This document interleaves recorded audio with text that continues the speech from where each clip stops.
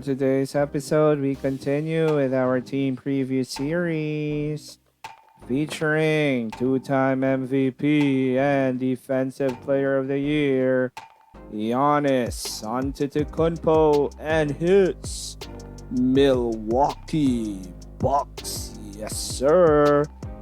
And then for our quick dimer thoughts, we will be talking about Markelle Fultz and all the other guys from the 2017 draft who have agreed or signed their extension to stay with their respective teams.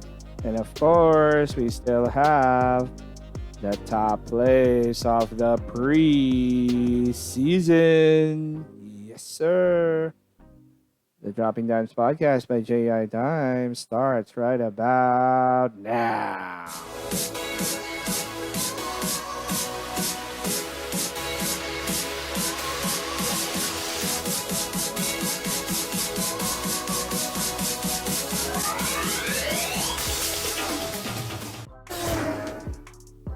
Good day, Dimers! 3 days to go before Christmas. Again, for those who are new to the channel or this is their first time to watch our videos, please click on the subscribe button and hit on the notification bell so that you can be updated and you can always follow all the episodes of the Dropping Dimes podcast. And then, of course, if you enjoy the video, please click on the like button, comment your thoughts, and share the video as well. Let's now proceed. Okay, so for today, again, we'll be talking about the Milwaukee Bucks as we continue our team preview series.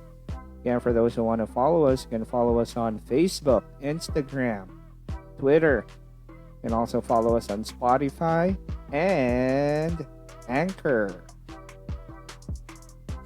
And so we kick off the episode with a quick dimer thoughts. This is how we dime. And we will be talking about, here we go, yes, all the players from the 2017 draft who got their much-awaited extension. Some of them did not get, or they were not able to agree with their teams. So let's talk about first the people who did not sign the extension. Let's start first with John Collins. Okay, John Collins did not sign the extension. I don't know what's up with the Hawks. He was a double-double guy. Markelle Fultz signed the extension worth $50 million.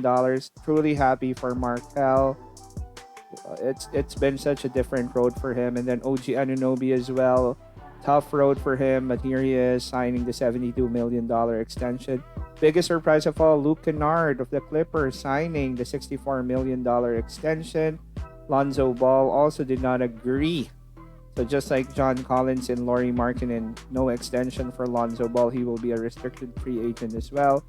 And then Derek White, the last pick in the first round of the 2017 draft, signed an extension as well with the San Antonio Spurs. And then as mentioned, Lauri Markkanen together with John Collins and Lonzo Ball, no extension.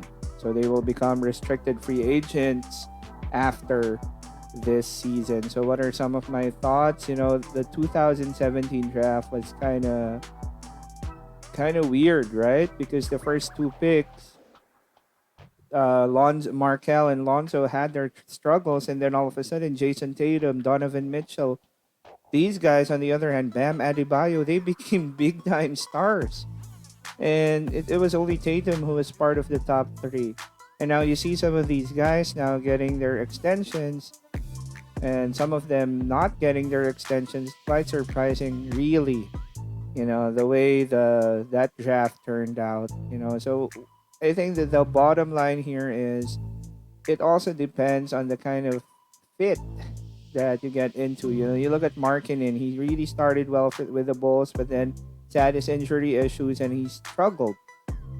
You know, his best season so far is his rookie season, and that's why I can't blame the Bulls for not signing or not being that willing or committed to sign him to the extension. On the other hand, you look at Markelle, he was a reclamation project in essence, when he went to Orlando, but he found a home there, right? OG Anunoby as well, even though he got injured during their title run, but he actually became a really good piece for them and he developed into a really quality player. On the other hand, Lonzo has been good, but then at the same time, all the noise surrounding Lonzo hasn't really helped him. And even though he's really produced solid numbers, well, we don't know. Maybe he really wants to enter restricted free agency or wants to move on from the Pelicans. And then, of course, the biggest surprise for me, first and foremost, why did the Hawks not sign John Collins? Or was it John Collins who did not want to sign the extension? And then Luke Kennard, I really thought he was just a throw-in or something like that. The Clippers got him. But never in my wildest thoughts did I think that Kennard will be given a $64 million extension. I don't know, man. Maybe the Clippers are really just high on Luke Kennard. People remember Luke Kennard as the guy that went before Donovan Mitchell. So those are my quick dimer thoughts. Again, congratulations to those guys who signed their extensions. Well, for those who would be gambling, they will gamble with themselves, just like what guys like Jimmy Butler did. Wishing them the best as well, and hopefully things will turn out well for them. Okay, so let's now proceed to the main storylines regarding the Milwaukee Bucks. First, number one thing about them, they were able to resign the two-time MVP and the Defensive Player of the Year. There he is, Giannis Antetokounmpo. A lot of people were saying he would go to the Heat, he would go to the Warriors, but no, he decided, I will be staying with the team that drafted me and developed me. And of course, he still has fellow All-Star Khris Middleton. They added former Orlando point guard DJ Augustine.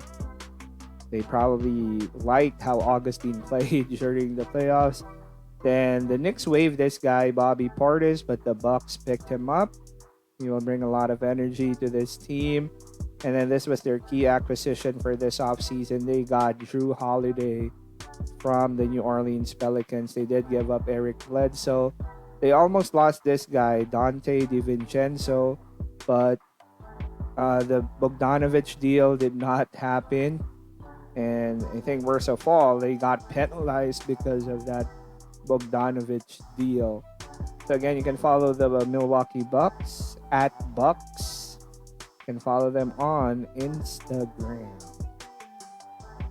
Now let's go to what the Bucks did last season. Okay, so these are the things that the Bucks did. They were 56-17. That was best in the NBA. Of course, number one in the Eastern Conference. They lost to Miami. That was, of course, a disappointing exit for them. Mike Budenholzer, as always, has been the master of the regular season. Their GM is John Horst. Why were the Bucks so good? They were number one in offense, first in points per game, and at the same time, they were also an elite defensive team at 8th in the league. Offensive rating was 8th in the league, while defensive rating was first. So you just see, wow, first in points per game, 8th in opposition points per game, and then 8th in offensive rating, first in defensive rating. That's the reason. And then they were also number one in pace. So just by simply looking at the numbers, you know that the Bucks had a really, really good season, except for the fact that, of course, they came up short again in the playoffs. Okay, so let's now proceed to the schedule. Of course, they've had their preseason games. Their last two preseason games were against the Dallas Mavericks. They lost there 128-112. And to the New Orleans Pelicans, they also lost 113-127. They'll be opening their season at the TD Garden as Giannis will face now 6'10" Jason Tatum. And then after that, they will be playing the Golden State Warriors at home. Okay, so those are the upcoming games for the Milwaukee Bucks. So these are their key additions. They have two rookies in Jordan Nwora and Sam Merrill. Both are second-round picks. They added Jrue Holiday, Bobby Portis, DJ Augustine, and we might forget, a low-key pickup, but a very important pickup as well. Bryn Forbes from the Spurs is now with the Bucks. Now let's proceed to their key returning players. First, they lost them guys. They lost guys like Wesley Matthews. They lost guys like Robin Lopez. But they still have Giannis Antetokounmpo, and that's the only thing that matters. You have your two-time MVP and Defensive Player of the Year signing a 5-year extension. You're okay already.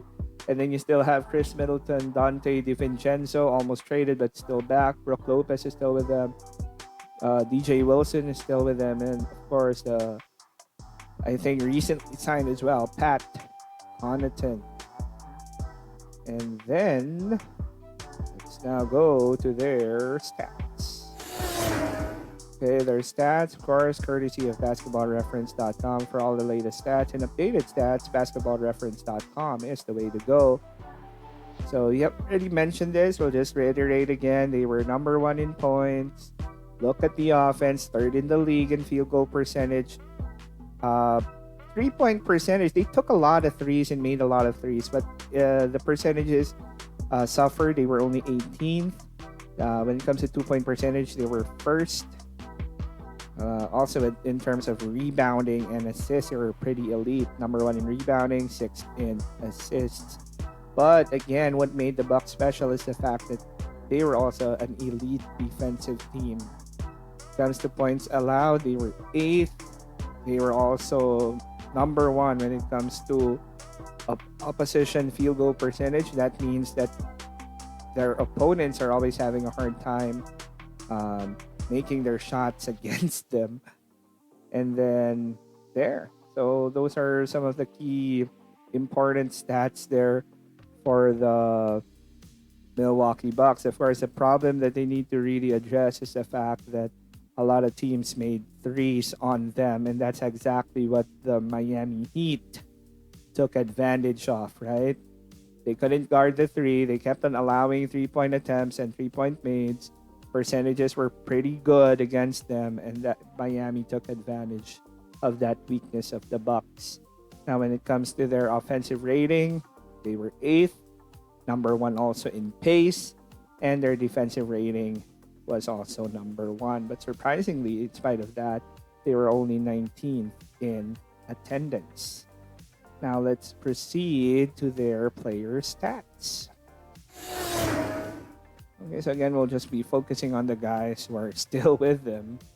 So of course, they have Giannis, the MVP, 29.5 points, 13.6 rebounds, 5.6 assists, 1 steal, 1 block. Of course, the glaring things that Giannis has to improve on are his free throw shooting and his 3-point shooting. Only 30% shooter from deep and 63% from the free throw line. But again, I'm not saying Giannis isn't good. It's just that if he develops those things, he will be literally unstoppable already. And then underrated as super underrated, Khris Middleton, 21 points per game, 92% from the line. How about 42% from deep and 50% from the field? But they would always say Khris Middleton isn't enough. I don't know what he can, he's the perfect complement for a guy who, like Giannis, who keeps on attacking the basket. They lost Eric Bledsoe. Brook Lopez is still with them. Wes Matthews is no longer with them. Now, some of the guys that they would hope that would really come in, not in this figure, of course, would be Jrue Holiday, DJ Augustine, okay, and then hopefully Bobby Portis can also produce some for them. And of course, Bryn Forbes. He will most likely be the one replacing whatever Wesley Matthews did for them.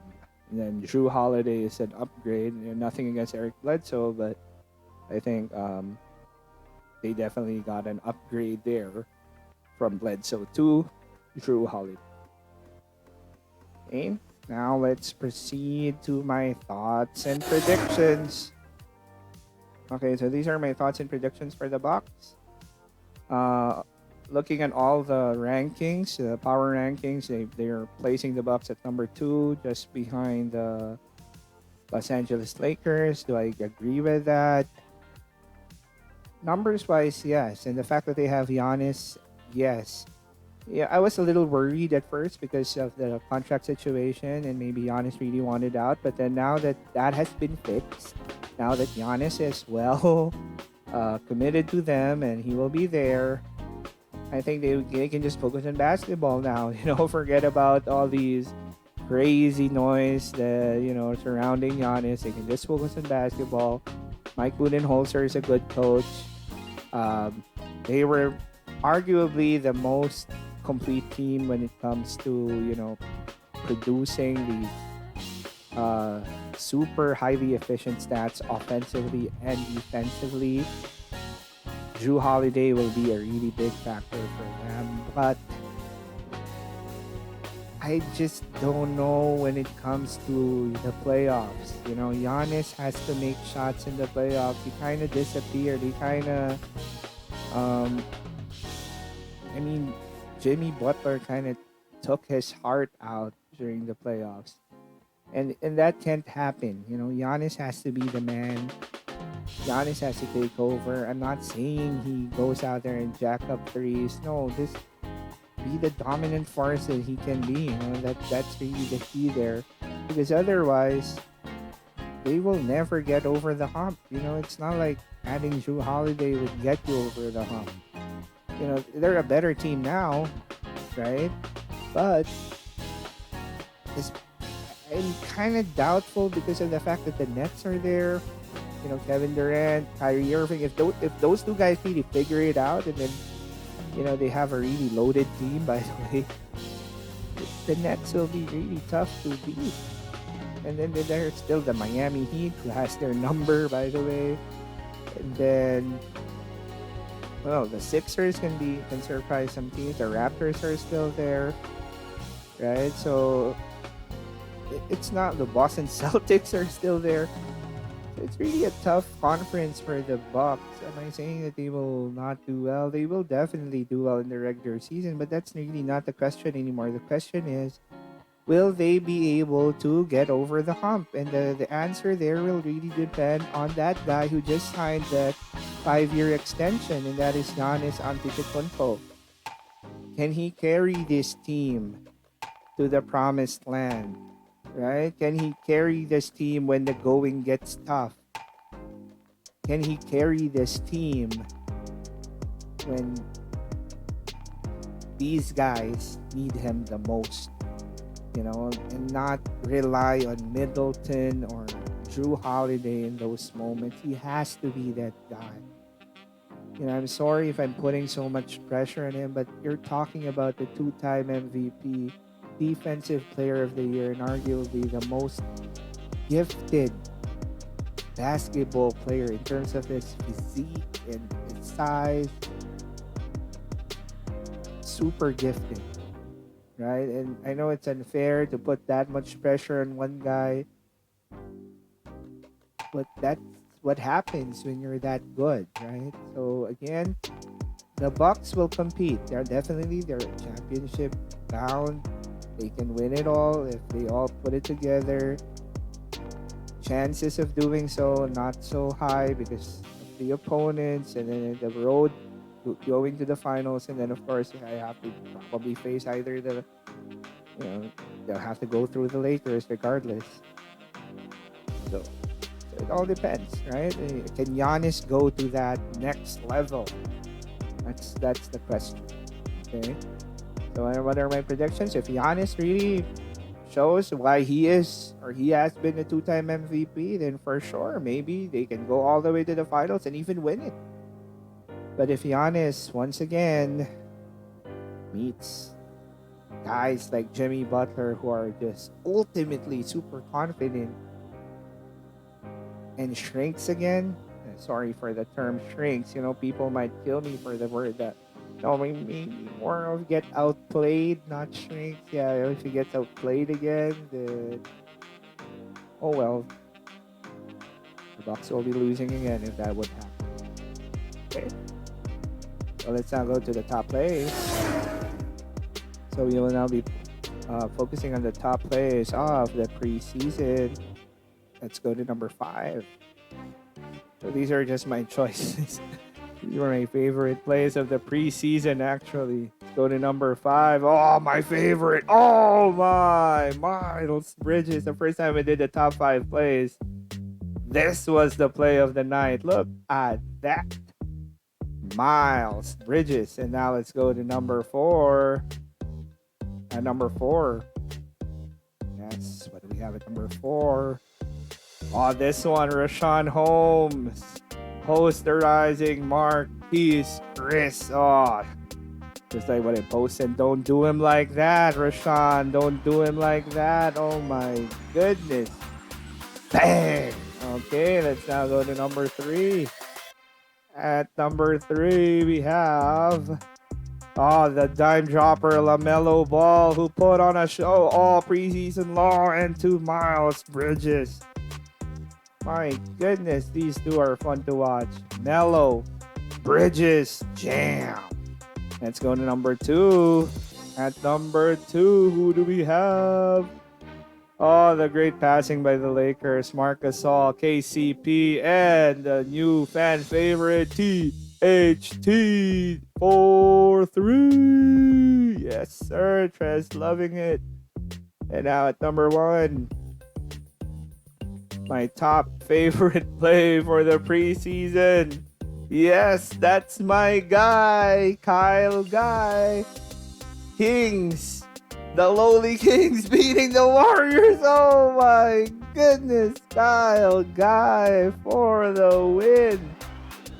And that, my fellow Dimers, would be my top play of the preseason. The preseason is definitely perfect for guys like Kyle. That's my guy for the win.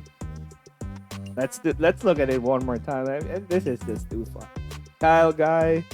Oh my goodness. Beating the Warriors. And those are the top plays of the night. No, not just the night, the preseason. Okay, so let's now go to the shout-outs. Of course, we have to thank them. It's super. Only reason why, this even exists is because of these guys. So again, thank you to Yo and Yes, to Love and Inspire, T-shirt Printing Manila, led by Sir Banjo Hoson and Ma'am Mimi Hoson. Thank you po. And then Esquina, Cebu, and Lex. Thank you as well for all the Bellylicious lechon. Lalo na po ngayong Pasko. Mag-order na po. Esquina, Cebu, and Lex. And then of course for all the gifts, Gift Mo. Gift Mo PH. You can follow them on Instagram. Sobrang okay na mga pangregalo ngayong Pasko. And of course, yung number 1 sponsor po ng podcast, aside from Yo and Yes, is Snuggle Moments PH. The Snuggle is real. Kindly follow them also on Instagram. Okay, so now let's go to this one. Okay, so to end the episode, again, for those who are new to the channel, please do not forget to subscribe. Or kung hindi nyo pa po siya nagagawa, please subscribe po and click on the notification bell so that you can follow all the videos of the Dropping Dimes podcast. And then, if you enjoyed the video, click on the like button and comment your thoughts po. And feel free to share the video as well. Okay, so with that, 3 days before Christmas, we'll see you on the next episode of the Dropping Dimes podcast. This is J.I. Dimes saying, Giannis.